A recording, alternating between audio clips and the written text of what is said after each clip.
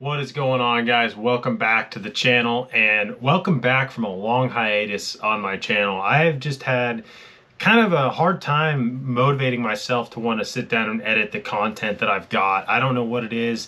It's hard for me sometimes to juggle everything I've got going on in my life, and I need to get better at it. I mean, there's really nothing else around it. I need to get better at it. But anyway, guys, I don't want to drag this on and tell you some made-up excuse on why I haven't been putting videos up. I just really haven't been as motivated to do so. I've gained some motivation back. I'm excited to pump out some more content for you guys. The video you're going to be watching today, as by the title, is going to be my day one on the Harris chain of lakes for the second stop of the MLF Pro Circuit. Since that tournament, we have had another tournament on Pickwick Lake, and I'm going to try to put together a video out of that as well, and hopefully you guys are going to see that content. But you're definitely going to see this content day one, and then my plan is to edit up the day 2 and day 3. Unfortunately, on day number 3, I had some camera issues, so I really didn't get much footage at all, but I will kind of compile day 2 and day 3 together to do like the tournament overview for you guys kind of at the end of that. But without further ado, guys, pretty much this is going to be just tournament footage, me catching some fish, maybe a little bit of voiceover, me talking about what it is that I'm doing and sort of my mindset throughout the day, because it was a tough day of fishing. That first day, I really struggled throughout most of the day. Didn't really have much in the boat throughout the majority of the day. A lot of my fish catches came late, and it was pretty intense. It definitely put a lot of pressure on myself, but I was able to have a stable mental mindset throughout the day, and I was able to put together a pretty good bag of fish on that first day of the tournament, and hopefully you guys enjoy watching me do so. So guys, here in this first clip, you're going to see I pulled up on an offshore spot, and this spot is actually on Lake Griffin, which if you're familiar with the Harris chain, you know where Lake Griffin is. But if you're not, what you have to do to get to Lake Griffin is you actually have to drive through Lake Harris, because that's where we launched, Big Lake Harris. Drive through Big Lake Harris, then you go through the Dead River, which leads you into Lake Eustis, which then you go through the Haynes Creek, through a lock, which then you go back, through Haynes Creek, it continues, and then you get into Lake Griffin. Lake Griffin is actually where I fished my last tournament on the Harris chain of lakes, and I did very well. I ended up placing 12th place in that event, and I really like the way Lake Griffin sets up. It has the most offshore grass, and did a lot of scanning over there, and that's what I pulled up on here the first day. The first spot of the day was over there in Lake Griffin. I started out by throwing a chatterbait, white and chartreuse, because you can see the water is pretty colored up, and it was a 1/2 ounce. I had the Gambler Komodo on the back. I was throwing the Komodo, and the white and chartreuse kind of swirl color matched up nicely, and that's what I was slinging around. I ended up not getting a bite on that right away, so I did alter and grab the jerk bait. And as you guys can see, I switch rods and I pick up a fish immediately on the jerkbait.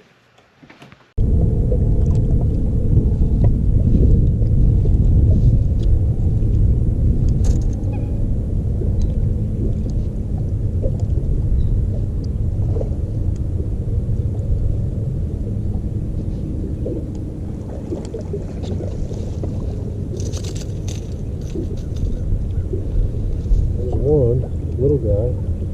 We're gonna take him.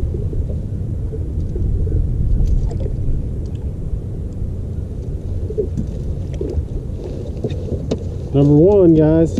Little guy.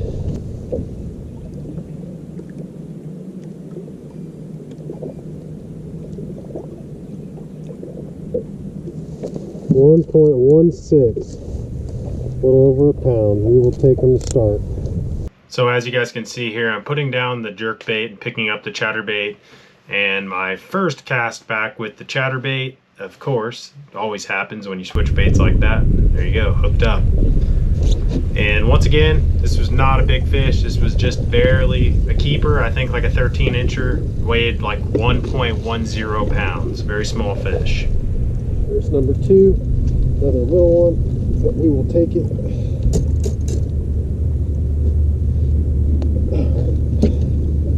Little guy, we'll take him now.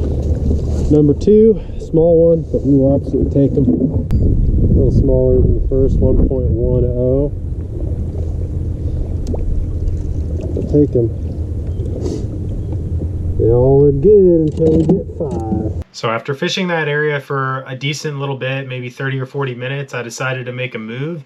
The only other area that I really liked in Griffin was the Marsh, and I actually caught them in the Marsh in practice on a prop bait, and a topwater prop bait, like a devil's horse.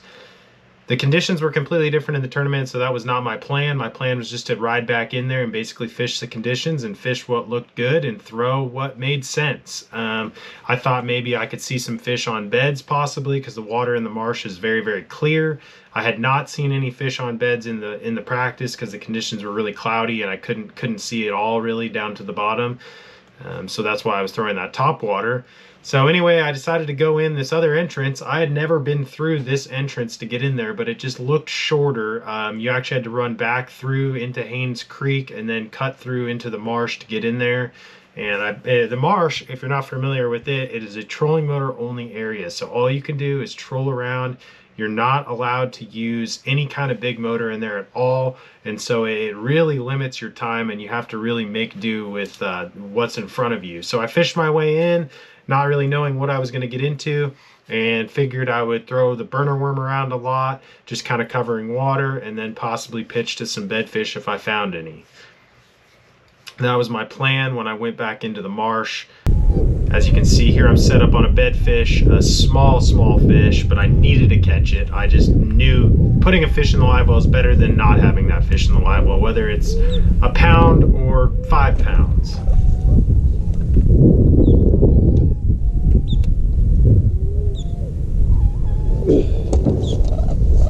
In the mouth. I don't even know if it's going to keep. Number 3, Dinky Saurus.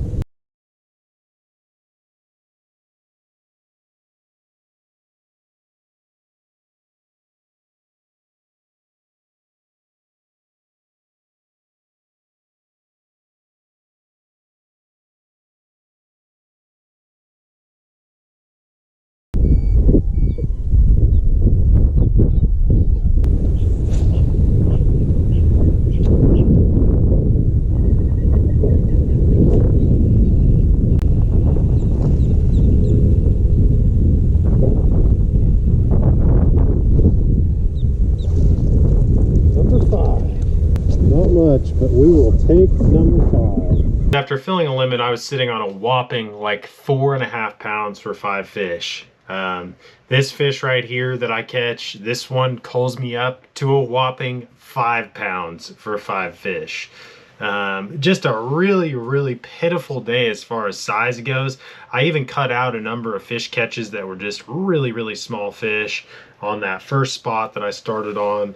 And a keeper size is only 12 inches. So if it's not a keeper, you know it's very small in Florida. And then here's another fish catch.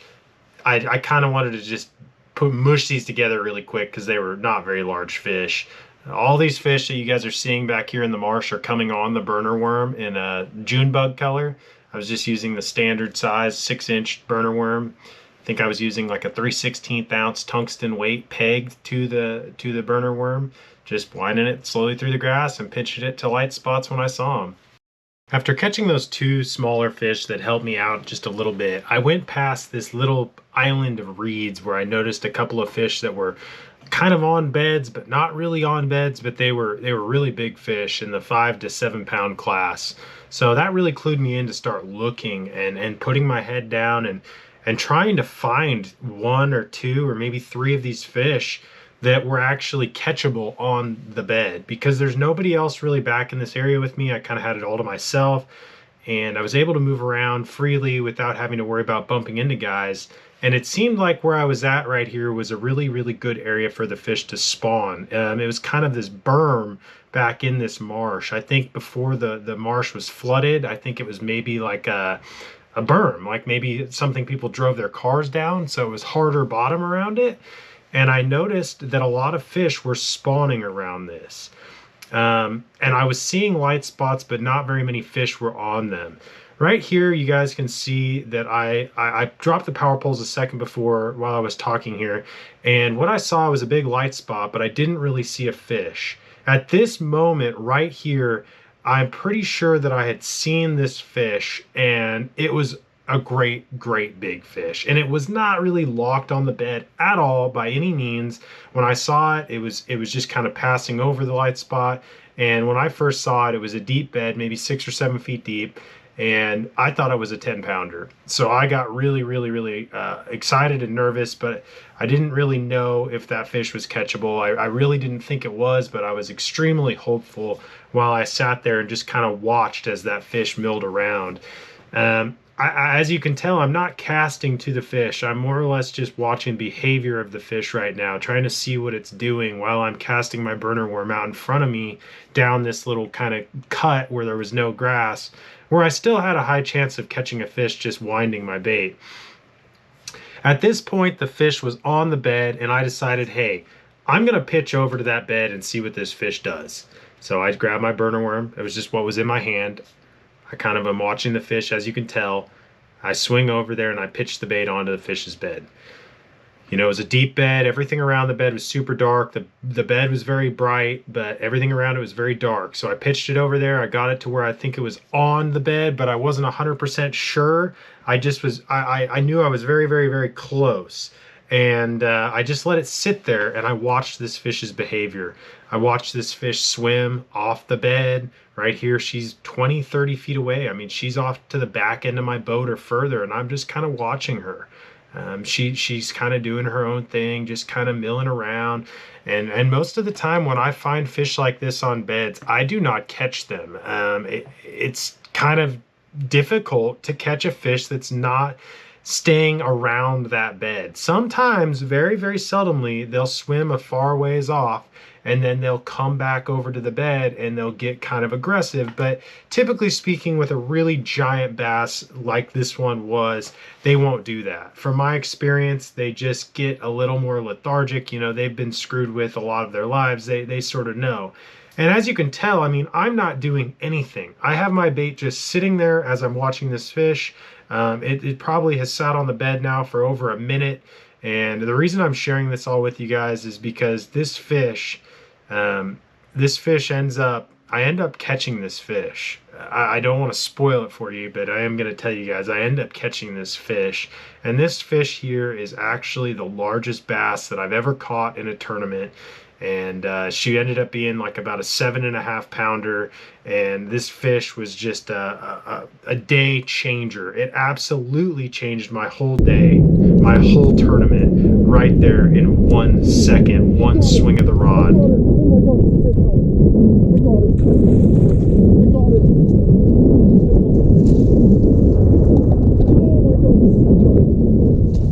Stay on there.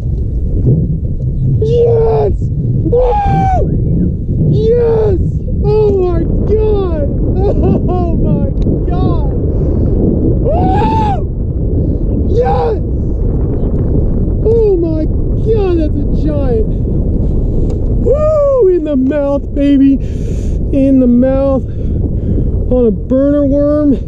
Gambler burner worm, baby! Oh, that's an 8-pounder! Yes! Woo! Holy cow, guys. That bite just kept me in this tournament. Look at that upgrade, guys. Look at that stud. After catching that 7-pound, 6-ounce bass off the bed, I had about 15 minutes to fish left in that area before I had to start heading back. It roughly was going to take me about an hour and 20 minutes to get back to the launch on Big Lake Harris. So I fished for about 10 or 15 more minutes, and I started trolling my way back. Trolled out of there. Took me about, I think, 12 or 15 minutes to get all the way out of there with that Lowrance Ghost on 100. That boat moves pretty quick with that Ghost on there at 100, but still, it was back in there quite a ways. So I ended up driving back down back down Haynes Creek towards the lock, and got down to the lock here and was able to kind of sit around and fish for a few casts while we waited for the lock to cycle. There were 2 other guys there waiting, and I think one other guy ended up pulling up, so there were 4 of us that went through the lock. And the lock's pretty cool. It ends up when you go to Lake Griffin, the lock goes down, as you can see on the wall there to my left and right. The color of the slime on there, that's going to be water here in just a second. So that's where they raise it to in order for you to go into the next lake over, which is Eustis. And actually the whole rest of the chain, besides I believe Apopka, is on the same water level as where you just saw the water come up to in the lock. So now we're idling through Haynes Creek. There's definitely some idle zones in the creek. You got to go slow. And then once you get through the idle zones, you can run. And right here, we're running out into Eustis, which Eustis is a pretty big lake, but the section that you have to run through isn't very large. It's not a massive lake, but it's definitely a pretty good sized lake. So I ran through there. The water was real rough, as you guys can see. I was trying to get through quick because I wanted to get into the dead river. I had this idea that I could pull up on some cypress trees and throw a spinnerbait and possibly catch them. I was I don't know, I just had this intuition that I could go do it with the shade and with everything kind of being a little bit more stained water in there. I felt like a spinnerbait would be a good option. It'd be very weedless. You know, a chatterbait would hang up on the knees of the cypress really bad. So a spinnerbait's a really, really good option around cypress trees. So I pulled in there and into the dead river. Pretty popular area of the lake. A lot of boats idle in and out of there. The dead river connects Eustis and Big Lake Harris.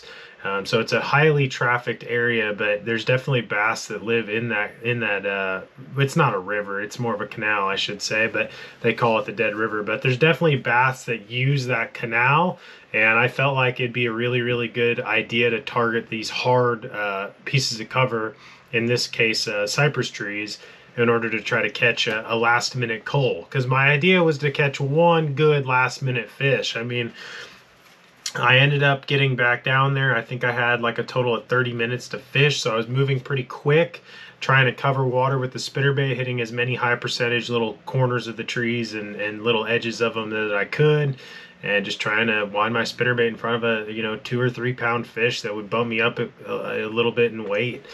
So I ended up I just kind of working through this area quickly.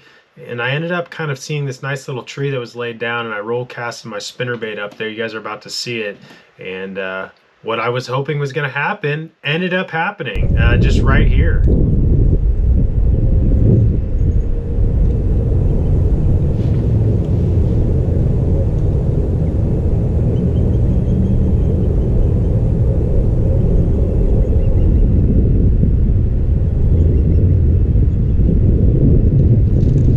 So I hooked that fish on the opposite side of that tree, and right when I swung, I was lucky that she came up and over and knocked down under it.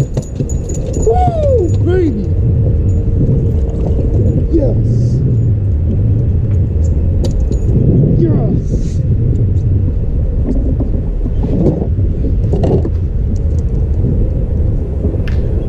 I was running low on time, so this was a crucial fish to put in the boat. I mean, this fish ended up culling me up by a couple of pounds. This was a 3 pound fish, and it got rid of a 1 pounder.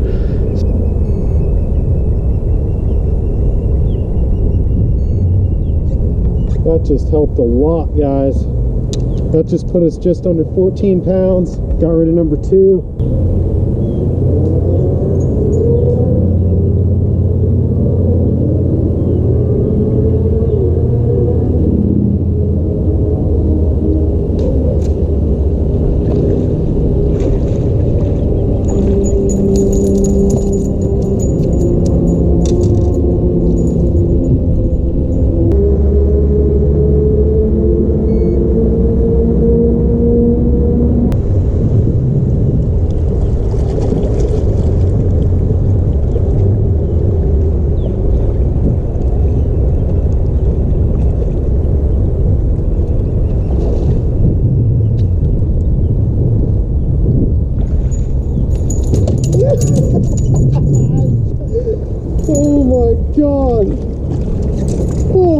That tree is loaded.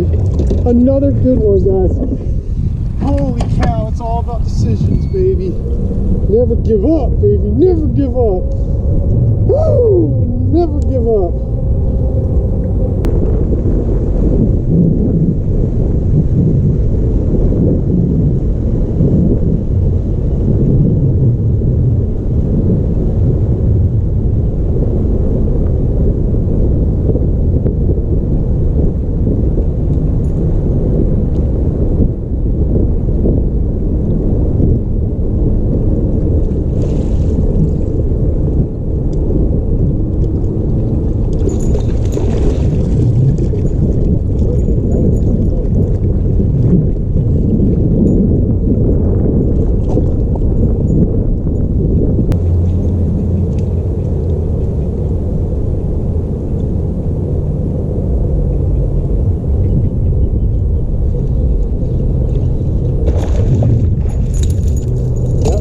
bigger than a 134.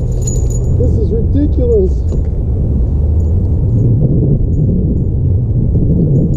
Alright guys, I really wanted you to watch all that without me talking because all of that happened within 15 casts. I mean, it was ridiculous. I pulled up to that one little patch, I caught that 3-pounder, and it was like every fish in the stretch was in that one little area, and I caught them almost on back-to-back casts. I might have had 2 or 3 casts between each bite, but it was ridiculous. As you guys saw, I barely moved the boat. I think I lifted the power poles once and ended up dropping them back down again. That was a crucial part of my day on day one. Absolutely saved my tournament.